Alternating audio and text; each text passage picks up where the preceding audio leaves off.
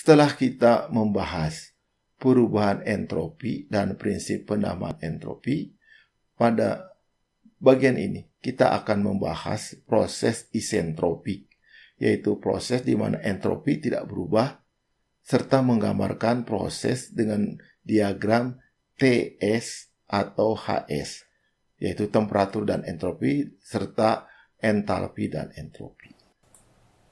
Dari pembahasan-pembahasan yang telah kita lakukan, ada beberapa catatan penting tentang entropi, yaitu proses hanya dapat terjadi pada arah tertentu saja, sedemikian rupa sehingga entropi yang dibangkitkan atau S-gen selalu lebih besar atau sama dengan 0. Proses tidak akan terjadi jika S-gennya lebih kecil dari 0. Tidak seperti energi, entropi tidak dapat dikonservasi karena S-gen selalu lebih besar atau sama dengan 0. Dan pada keadaan yang nyata, proses selalu berlangsung secara irreversibel sehingga S-gen selalu lebih besar dari 0. Maka entropi alam akan selalu bertambah. Performasi dari sistem engineering terdegradasi karena adanya irreversibilitas yang terukur dari entropi yang dibangkitkan atau S-gen. Proses isentropik.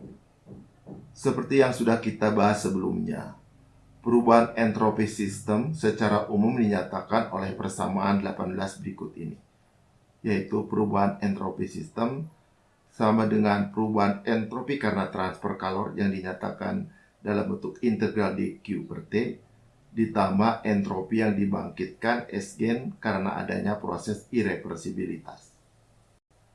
Jika proses berlangsung secara adiabatik dan reversibel, maka tidak ada perubahan entropi karena transfer kalor dan tidak ada entropi yang dibangkitkan karena irreversibilitas, sehingga perubahan entropi proses menjadi sama dengan 0, atau proses berlangsung secara isentropik. Jadi, proses adiabatik dan reversibel adalah proses yang isentropik.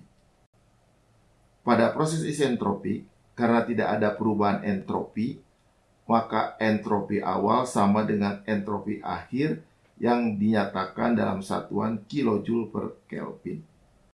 Dalam bentuk properti intensifnya, yaitu persatuan massa, maka entropi dilambangkan dalam huruf S kecil dengan satuan kilojoule per kilogram Kelvin. Proses adiabatik dan reversibel adalah proses isentropik. Namun kebalikannya, proses isentropik belum tentu adiabatik dan reversibel. Bisa saja, proses isentropik adalah proses yang non-adiabatik dan irreversibel jika kedua pengaruh tersebut memiliki besar yang sama tapi berlawanan tanda, sehingga totalnya menjadi sama dengan 0. Pada proses yang melibatkan perubahan kerja, kita biasa menggunakan diagram tekanan dan volume spesifik, sehingga kita bisa melihat atau menghitung kerja total dari suatu proses berdasarkan luas di bawah kurva proses, karena kerja W sama dengan integral dari tekanan kali dV.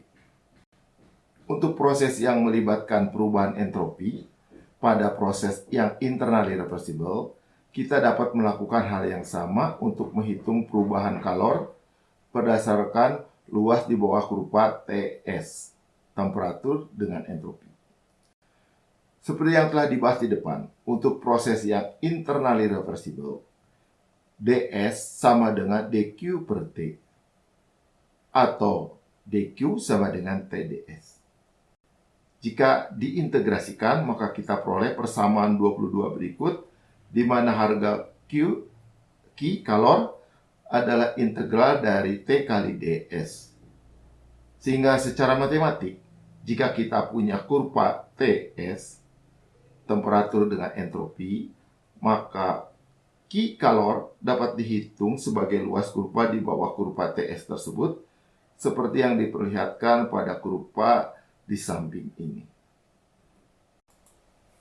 Dengan menggunakan diagram TS, kita dapat dengan mudah menggambarkan proses isentropik seperti yang diperlihatkan pada gambar di sebelah kiri.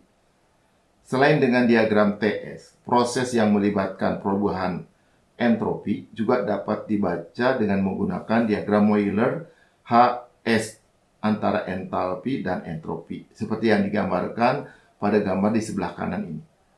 Diagram Euler ini sangat berguna untuk menganalisa perkakas aliran tunak seperti turbin, kompresor, yang akan kita pergunakan untuk menganalisa efisiensi isentropik perkakas aliran tunak tersebut. Diagram lengkap dari TS maupun HS untuk substansi murni dapat dilihat di buku pada bagian appendix.